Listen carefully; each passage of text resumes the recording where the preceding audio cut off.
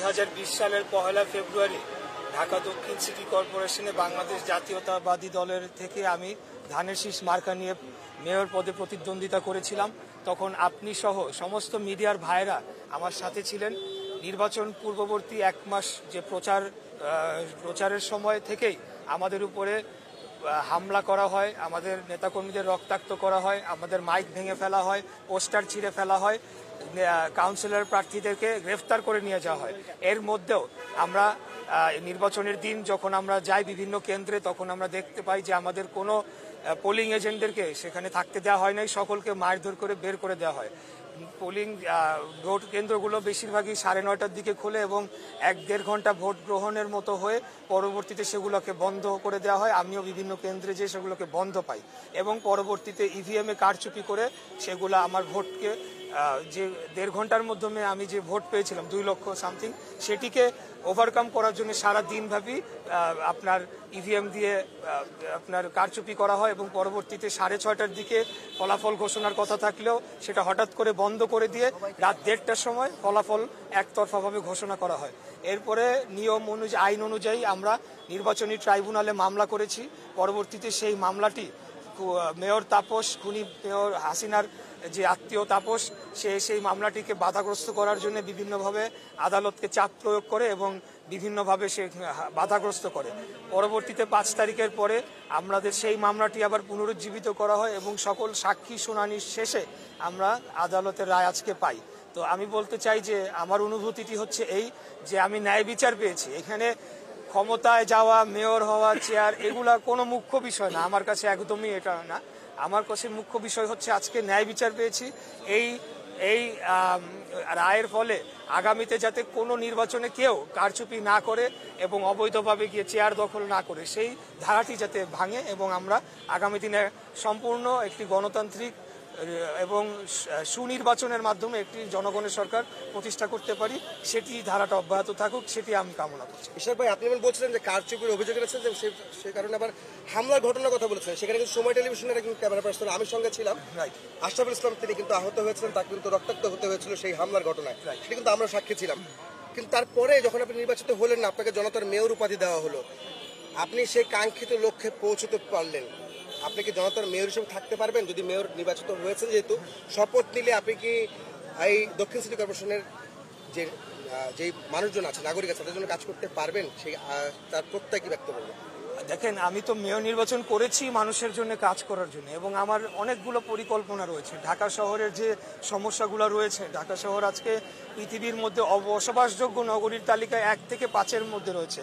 আমাদের এখানে যানজট, আপনার air pollution, noise pollution, waste management সহ এবং অতি ঘনতি বসতিপূর্ণ হওয়ার ফলে এবং অপরিকল্পিত নগরায়নের ফলে যে সকল সমস্যা রয়েছে, সেগুলোকে সমাধান করার জন্যই তো আমি মেয়র নির্বাচন করেছি। আমাদের নেতা দেশনায়ক জনাব তারেক রহমান, উনি আমাকে প্রতিনিয়ত তখন গাইড করেছেন, আমার ম্যানিফেস্টো তৈরিতে উনি সাহায্য করেছেন, উনি যেভাবে বলেছেন কাজ করেছে। এবং আমাদের সিনিয়র নেতৃবৃন্দ আমার পাশে, আমার অত্যন্ত শ্রদ্ধেয় আমার চাচা জনাব রুহুল কবির রিজভী আহমেদ রয়েছেন, ওনারা যেভাবে আমাকে সমর্থন দিয়েছেন, সেটা তো জনগণের জন্য কাজ করার জন্য। হ্যাঁ, এখন আমি শপথ নিব কি নিব না, এটা হলো সম্পূর্ণ দলীয় সিদ্ধান্ত, যেটা আমি ইতিপূর্বে বলে এসেছি। আমি দলের প্রার্থী ছিলাম, দল যেভাবে আমাকে নির্দেশনা দিবে আমি সেই অনুরূপে কাজ করে যাব। আমরা একটু রুহুল কবির রিজভী আহমেদ, যিনি বিএনপি সিনিয়র যুগ্ম মহাসচিব, তার সাথে কথা বলবো। আজকে যে ইশাক হোসেন যিনি নির্বাচিত হলেন বা আদালত তাকে বললেন, ঘোষণা দিলেন মেয়র হিসাবে, আপনারা কি বলবেন যে শপথ নিতে তিনি পারবেন কিনা? দল কি বলছে সেটা একটু বলবেন। প্রথমত আমি বলবো যে আদালত সুবিচার করেছে এই মুহূর্তে, এই জন্য যে গণতন্ত্রের জন্য লড়াই এবং যে গণতন্ত্র সুবিচার, ন্যায় বিচার নিশ্চিত করে, সেটার পথে এখন আমরা এগিয়ে যাচ্ছি ফ্যাসিবাদের পতনের পথ থেকে। সেক্ষেত্রে আমি মনে করি আদালতের এই রায় গণতন্ত্রের পক্ষে এবং সুবিচারের পক্ষে একটা বিরাট, বড় ধরনের রায়। আজকে এই রায়ের মাধ্যমে প্রকৌশলী ইশরাক প্রমাণিত হয়েছে যে সেই হচ্ছে জনগণের মেয়র ছিল, জনগণের অন্তরের মেয়র ছিল সে, এবং সেই হিসেবেই তার এই সুবিচার পাওয়া গেছে। এখন পরবর্তী যে কার্যক্রম, সেটি হলো যে আমরা দলের প্রধানতম নেতা জনাব তারেক রহমান সাহেবকে এটা অবহিত করা হবে। অবহিত করার পর পরবর্তী কার্যক্রম শুরু করা হবে, সে শপথ নেওয়ার বিষয় এবং অন্যান্য যে প্রক্রিয়াগুলো আছে সেই প্রক্রিয়াগুলো শুরু হবে।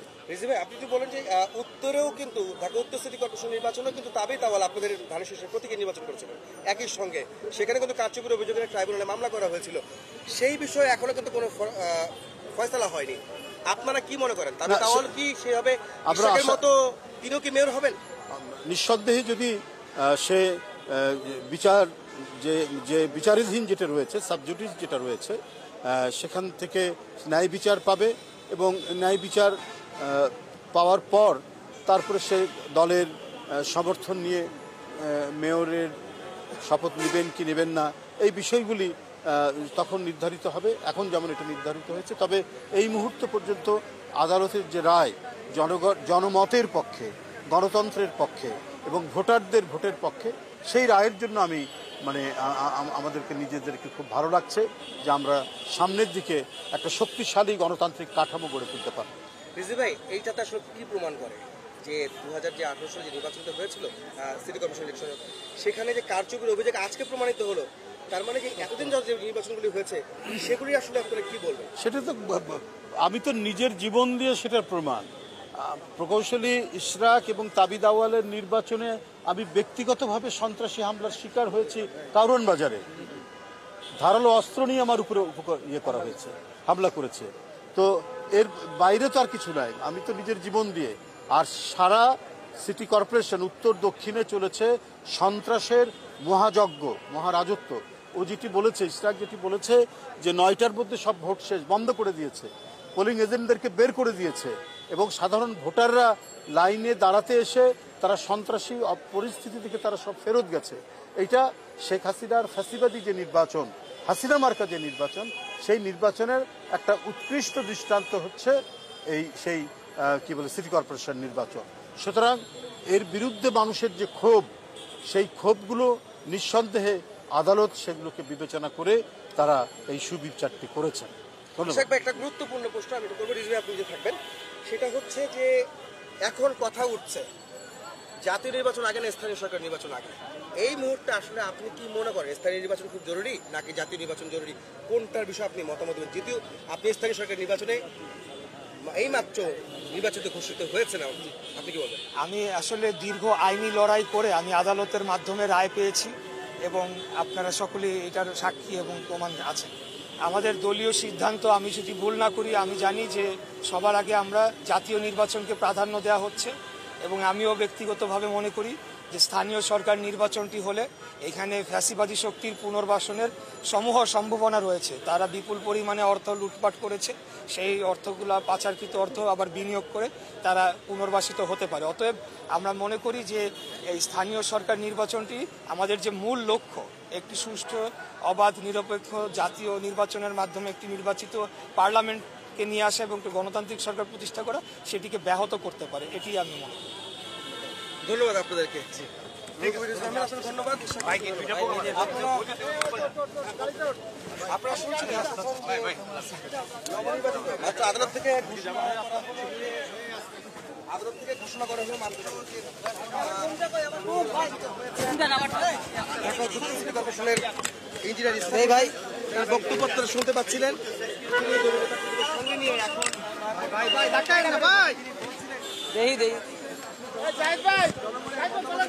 লাভলু ভাই ধরেন বুমটা বন্ধ করছো না?